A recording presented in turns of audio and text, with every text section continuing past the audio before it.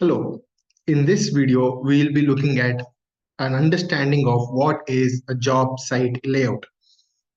Now, before we get into what is a job site layout, we need to understand what do you mean by job. The job here is basically the project itself. So the site of the project and the layout of that construction project is what we need to understand as job site layout.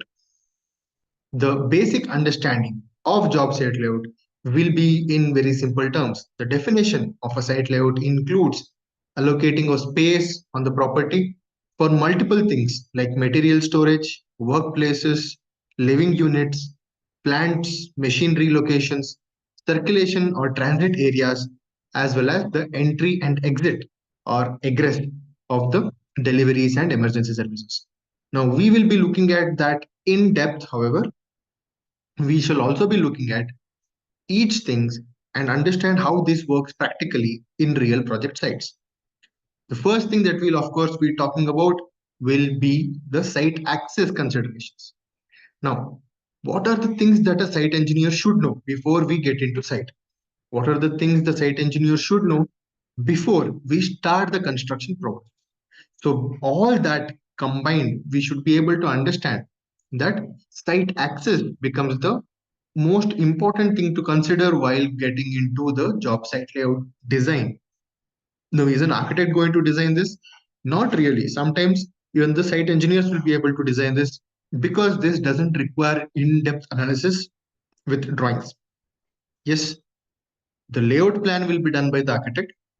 Using that layout plan, the civil engineers or the team or the project manager should be able to decide on what should come in which areas. Now, the consideration that first comes into mind is how to enter and how to exit. That will be your first understanding. So if there is only one entrance and exit, then we should look at what side should we give the entry and exit. Again, some projects, there will be only one side entry, one side exit, only one road connecting to them. In that case, as much as possible, try to make one different entry and different exit. If the site doesn't provide you with such exposure, or you cannot do it practically, then you can opt for single entrance and single exit. The challenge with single entrance and single exit is that if there are two deliveries happening at a time, or if there is a waiting period or inventory is being transferred, then you will have to plan your procurement in a perfect way to make sure that it doesn't affect the present delivery that is happening. So that is what happens if you consider the site access. The second one is in terms of considerations of offices. So once we look at it, it should be consideration of offices and accommodation, of course. So offices as in contractor office, client office, sometimes the model flat also, labor camp where the labor will stay. Job site layout normally is not done for a single 30, 40, 40, 60 kind of site. Job site layout is very important in a big project, let's say 200 flats, 400 flats, 800 flats, or a business park, IT park, schools. Wherever there is huge area available, that is where you should be considering to make detailed job site layout. And in these projects is where you need to understand where should the office be. Normally, the client office, the contractor office will be at the entrance where the access is easy, and the accommodation will be at the last end as far away as possible from the main road, because the labor, like I've been telling, it's very hard to control them. And because it is hard to control them, putting them in one end where they don't make a lot of ruckus for the public nearby is something that an engineer should think of as a precaution. The third consideration that we'll be talking about will be the storage consideration. Now, when I say storage consideration, one is the stores itself. So, how big should be the store? What all materials are there in the project which will be stored in our stores? What facilities should be given in terms of store? And when I say store, it is not just the sheltered store, it is also the yard. Sometimes it will be a dump yard. Sometimes some materials will be very huge that they will not be kept inside the store, it will be kept outside. So both exterior and interior, what is the area that is going to capture is very important. And that is why building the right size for the store is also important. This is where material handling units come into picture. Because if you plan the store well, it is very easy for the transport of material from the store to the location at site. But if you make mistakes in terms of the location of the store and the access of the store, sometimes the location might be in a very unconvincing position or unconvincing location. But if you are providing the right access, let's say multiple access, then it becomes helpful.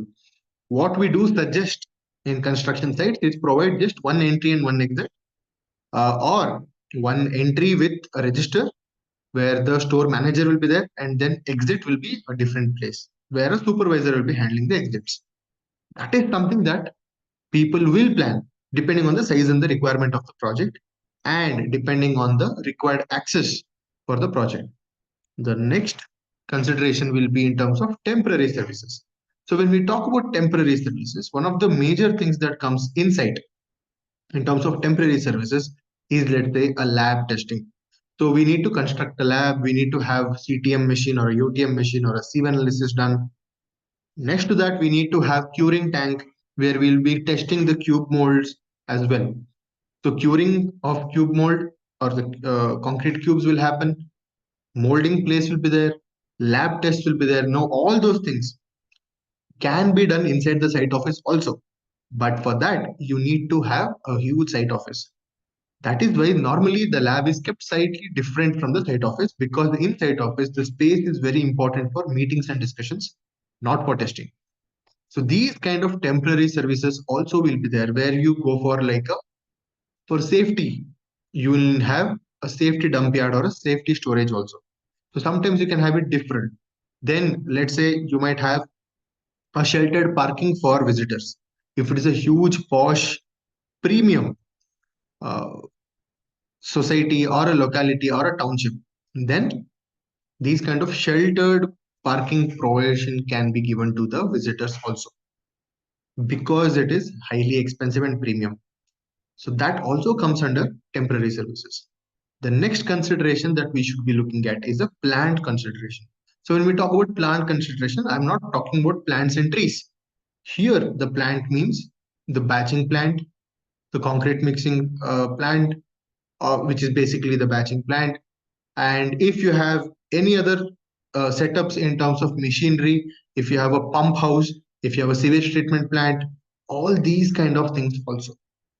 Now, when I talk about sewage treatment or any other plants and machineries, I'm talking about the temporary ones, which will be gone after the construction is over. If you're looking at a rainwater harvesting, that is a permanent one. So that will be there even after the project is completed and handed over. Hence, that won't be considered. But if there is any temporary requirement, sometimes what they do for the sake of water collection, they do have rainwater collecting tanks.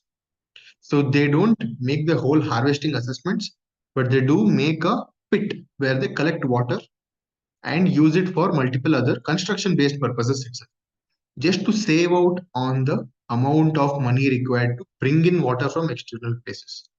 So if your location is in such a city where the rain is really good, then you can definitely consider having these kind of tanks in multiple places where naturally you will be able to collect a lot of water which can be used for construction or for any other purposes as well. So that is something that comes under the plant considerations. The next will be the safety and health considerations. This is where we need to look out for the neighbors' safety as well. A lot of projects, yes, there will be setback. Yes, there will be 3 feet, 4 feet setback from the compound. But when you do the scaffolding, when there is safety harnesses going here and there are chances of them tackling or damaging the neighboring property. And that is something that we should be able to look at when we talk about safety and health considerations. The other thing about safety and health consideration is something that I told earlier, which is in terms of safety storage. Sometimes what happens if you have 400, 500 labors, it is very tough for the centralized store to provide all the safety PPE and all the kits. That is why sometimes safety will have its own or their own separate storage spaces also. Again, that depends upon project to project. And at last, we come to the fencing considerations. Fencing considerations means not just the final compound, sometimes the final compound, and sometimes just the temporary fence. Because during construction, most of them would do temporary fence, and they will put up sheets just so that the noise and the pollution from there will not go outside. So that is one of the ways. But when we look at fencing considerations, we should be very precise and exact with the dimensions of the site. If you are talking 10 acres, 12 acres kind of land, it is very tough for us to get the exact pinpoint location of the end of our site. But if we go even 6 inches or 1 feet towards the neighbor's site, even though if it's empty, there are chances of a lawsuit and a litigation. Hence, these considerations also need to be given about what type of fencing and how strong is the fencing. Strong as in, is it a steel metal fence or is it a proper compound? So those kinds of considerations also are required when we talk about site layout considerations. Now let's look at site layout or job site layouts with examples. So here in this example, if you see very detailed job site layout. So this is sample number one. Here, some things you can see, some things you might not see. I'll explain. Right. So here the first thing, A on the right top, is the contractor parking. All right. Then B is basically the right south or the right bottom of the total job site. So there are two B's. So those are construction trailers. Construction trailers, as in basically the containers. So mostly they are be used for the office spaces. Next is C. So when we look at C, it should come all the way down here, right above the site logistics. And C is your covered walkway. So covered walkway means whenever there is visitors coming, because of the sunlight and the lot of heat that comes, that walkway just to look at the project, they have given a shelter. Hence, that is a covered walkway. This is sometimes that happens in, like I told, housing projects especially, where visitors will be coming, and the impression of visitors or potential customers is very important for the client. So the developer will give a very highly premium made model flat. They will have a sales manager show the potential customer entirely. They will walk them through the whole layout, and at least to the first few views that they get of the project, to create that first impression, they are going to provide a covered walkway as well. So if you look at it, it's all the way from outside till inside the center part of the jobs or the site. Next, if you see, there is D, which is emergency egress. So if you look at this D in small one corner of, in the center of the building, in the center of the site, sorry, there is an emergency exit. And even in the top, there is one emergency exit. So when we talk about emergency exit, this is only in terms of if there is a fire or if there is some kind of disaster or an exterior force that is acting on the site, only then it is required. But is it compulsory? Yes. Nowadays, it is compulsory according to NBC. NBC is National Building Code. So based on that, you will be having these kind of compulsory or mandatory things that you should be able to provide also. Next, we look at E, which is a temporary freezer and cooler. Now, they have temporary freezer and cooler because they are serving a purpose with providing air conditioning for the office spaces. That is why they have kept it. Now, of course, you can go with split ACs also, but all those things are collected here in the temporary cooler. Next is F, which is construction fence and gates, which is the whole blue color lane that you can see throughout. So all that is your gates and fences. So that is your F. So according to the site and its limits, they are building the compound as well. Next, if you see, there is G, which is the construction staging area.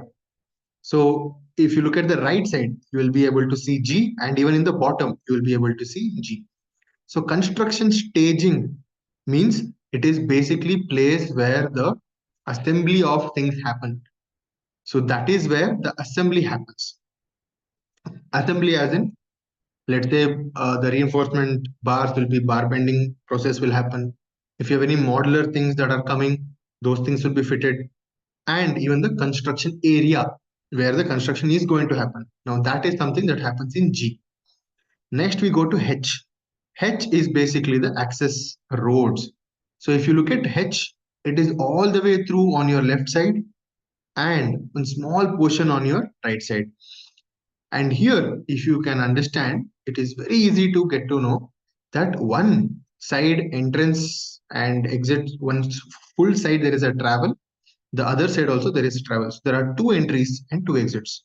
Now that is something that is rare, but based on the site requirement, it is very much important. If there are options of giving multiple entries and exits, why not? The only headache is for the stores. So that is something that you can do either as a centralized store or a two stores. So one type of material will go on gate one type of material will go to gate two. Or depending on what is being built, we can have materials for tower one in gate one, materials for tower two in gate two. But that information has to be passed on to the security at the door or the gate as well. And they are the ones who are going to decide which material goes to which gate. So that information has to be given to them as well.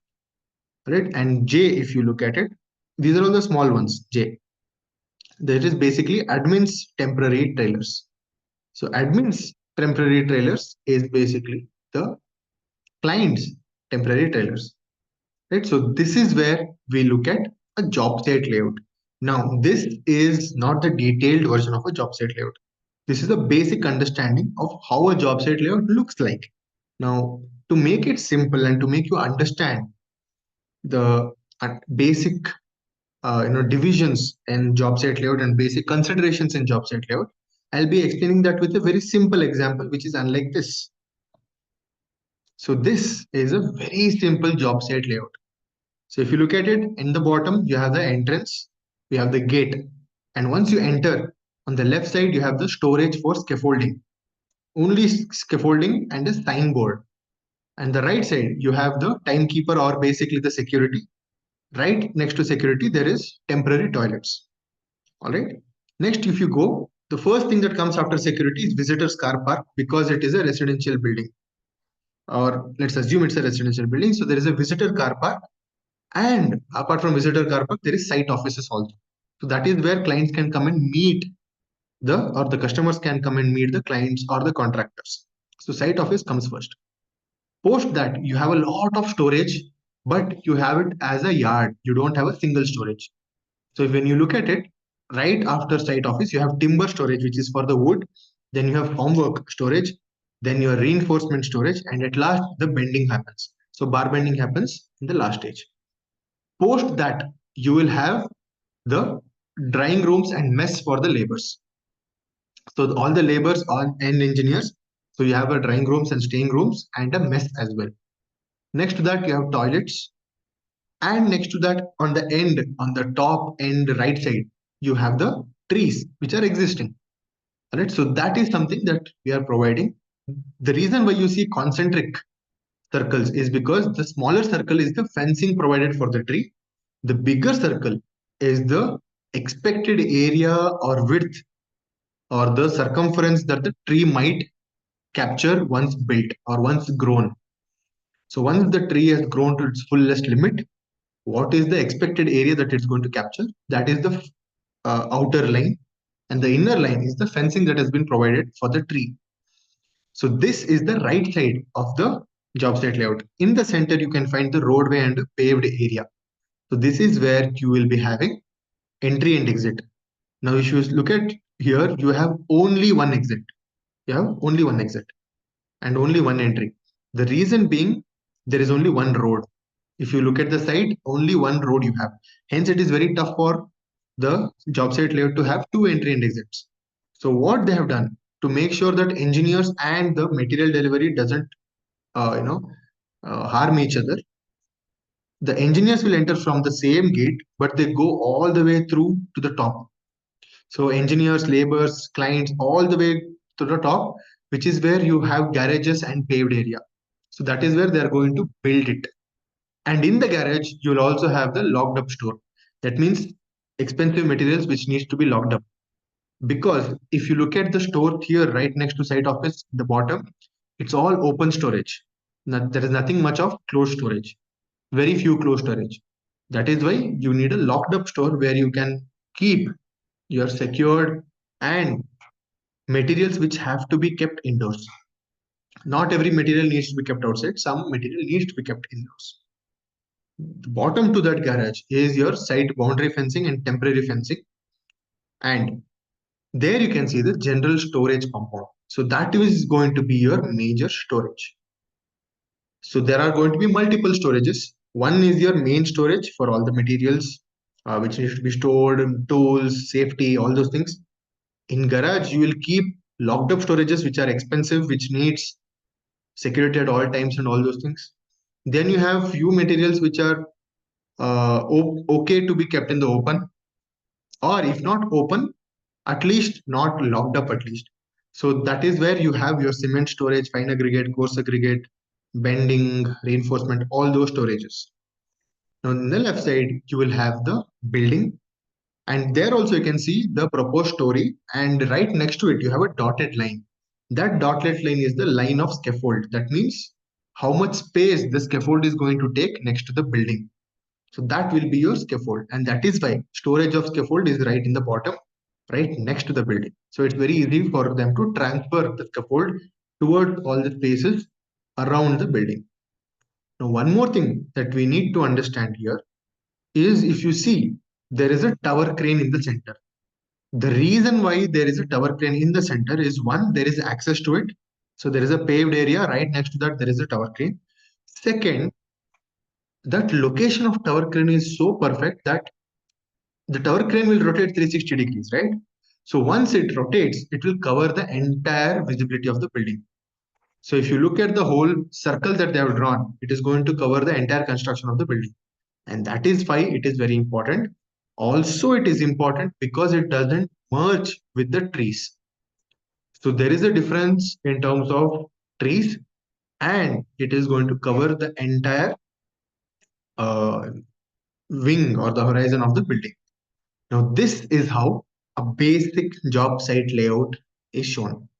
Now, as site engineers, companies don't expect you to do this kind of a layout. What they do expect site engineers to understand is this basic layout, and that is something that all the site engineers should be able to do as well. Now, what are the major pros and cons of job site layout? The biggest advantage is that it's well planned, processed, and you can see the map while you enter.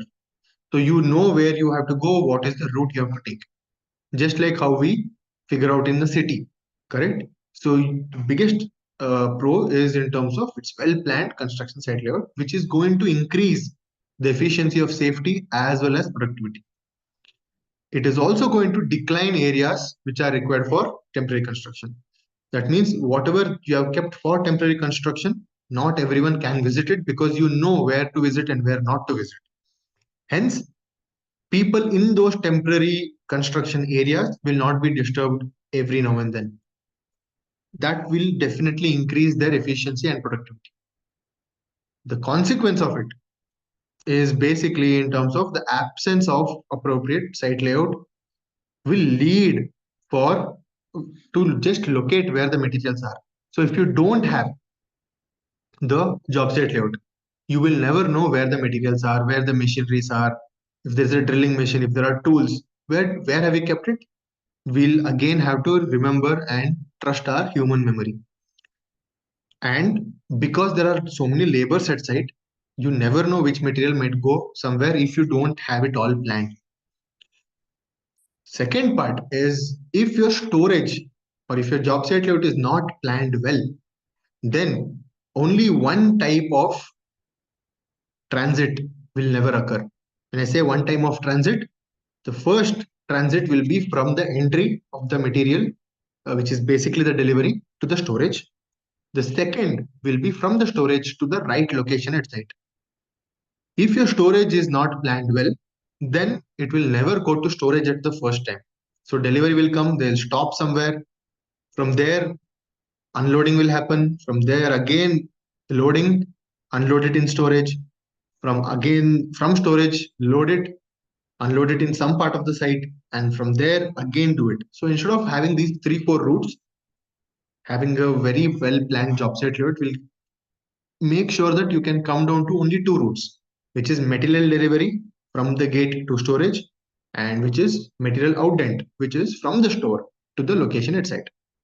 Now, this is what we can understand by job site layout.